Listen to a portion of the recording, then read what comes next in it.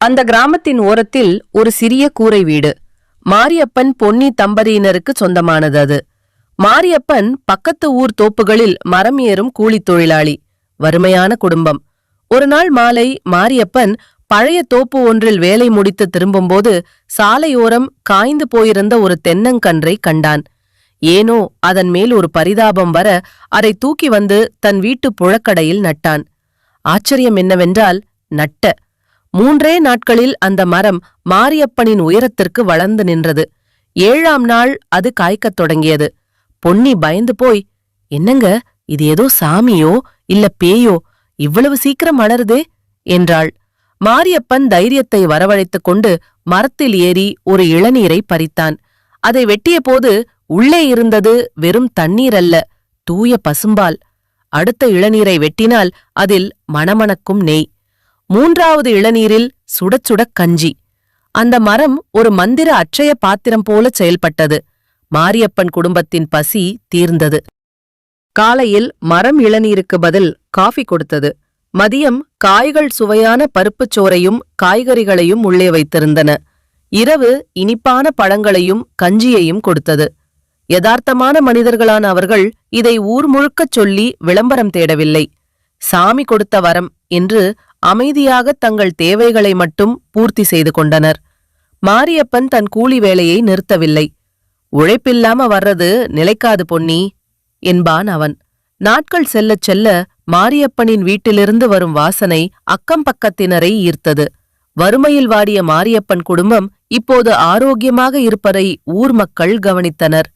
என்ன மாரியப்பா, முகமெல்லாம் தேஜஸா இருக்கே, என்ன விசேஷம் என்று கேட்பவர்களிடம், எல்லாம் அந்த மாரியாத்தா புண்ணியம் என்று சொல்லி மழுப்பி வந்தான். ஆனால் ஒரு நாள் அந்த மரத்திலிருந்து பறித்த இளநீர் ஒன்று தவறி விழுந்து மாரியப்பனின் வீட்டு வாசலில் ஓடியது. அது தண்ணீராக இல்லாமல் பாலாறாக ஓடுவதைக் கண்ட ஊர் மக்கள் ஆச்சரியத்தில் உறைந்தனர். ரகசியம் உடைந்தது. ஊரே திரண்டு மாரியப்பன் வீட்டு வாசலில் நின்றது. மாரியப்பா, உனக்கு மட்டும் எப்படி இப்படி ஒரு மரம் கிடைச்சது? எங்களுக்கும் இதுல பங்கு வேணும் என்று சத்தமிட்டனர். மாரியப்பன் பயந்து விடவில்லை. அவன் அமைதியாகச் சொன்னான், இது எனக்கு சொந்தமான நிலம் இல்ல. சாலை ஓரத்துல காஞ்சு போன கன்றை காப்பாத்துனதுக்கு கிடைச்ச வரம். இந்த மரம் தர்ற உணவ நான் யாருக்கும் தரமாட்டேன்னு சொல்லல. ஆனா ஒரு நிபந்தனை. மக்களுக்கு ஆர்வம் கூடியது. மரம் யாருக்கு வேணும்னாலும் பலன் தரும். ஆனா அந்த பலனை அனுபவிக்கிற அன்னைக்கு நீங்க யாருக்காவது ஒரு உதவி செஞ்சிருக்கணும். இல்லைன்னா அந்த இளநீர் வெறும் கசப்பு நீராத்தான் இருக்கும் என்றான். மறுநாள் முதல் மக்கள் வரிசையில் நின்றனர். முதல் ஆளாக வந்தவர் ஊர் தச்சர். அவர் காலையிலேயே ஒரு ஏழைக்கு தன் வேலையில் உதவி செய்துவிட்டு வந்திருந்தார். அவர் பறித்த இளநீரில் இனிப்பான பாயாசம் இருந்தது. அடுத்ததாக வந்தவர் ஒரு பேராசைக்காரர். அவர் யாருக்கும் உதவவில்லை. பொய் சொல்லிவிட்டு ஒரு காயை பறித்தார். அவர் அதை வெட்டிய போது உள்ளே இருந்தது வெறும் கருப்பு மை. சில மாதங்கள் கழித்து ஊரில் ஒரு பெரிய பஞ்ச நிலை ஏற்பட்டது. மாரியப்பன் நினைத்திருந்தால் ஊருக்கே தலைவனாகியிருக்கலாம். ஆனால் அவன் ஒரு நாள் இரவு அந்த தென்னை மரத்தின் அடியில் அமர்ந்து அழுதான். சாமி, இந்த மரம் இருக்கிறதுனால மக்கள் உதவி செஞ்சுக்கிறாங்க. ஆனா இது மரம் மேல இருக்கிற பயத்தினால செய்யற உதவி, மனசார செய்யற உதவி கிடையாது. இது அப்படியே தொடர்ந்தா மக்கள் உழைக்க மறந்துடுவாங்க என்று வேண்டினான். மறுநாள் காலை ஆச்சரியம், தென்னை மரம் பழையபடி சாதாரண மரமாக மாறியிருந்தது. அதில் சாதாரண இளநீரே இருந்தது.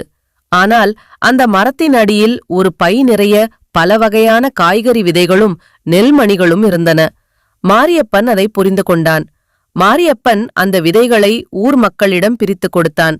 இனிமே மரம் நமக்கு சோறு போடாது. ஆனா சோறு போட தேவையான விதைகளை தந்திருக்கு. நாம எல்லாரும் ஒன்னா சேர்ந்து உழைப்போம் என்றான். மந்திரம் மறைந்தாலும் அந்த ஊர் மக்கள் கற்றுக்கொண்ட உதவி செய்யும் குணம் மறையவில்லை. மாரியப்பன் தன் கூலி வேலையை தொடர்ந்து செய்து கொண்டே தன் நிலத்தில் விவசாயம் செய்யத் தொடங்கினான். அந்த தென்னை மரம் இப்போதும் அங்கே இருக்கிறது. அது மந்திர இளநீரை தராமல் இருக்கலாம். ஆனால் அந்த ஊரின் ஒற்றுமைக்கும் உழைப்பிற்கும் அடையாளமாக இன்றும் உயர்ந்து நிற்கிறது.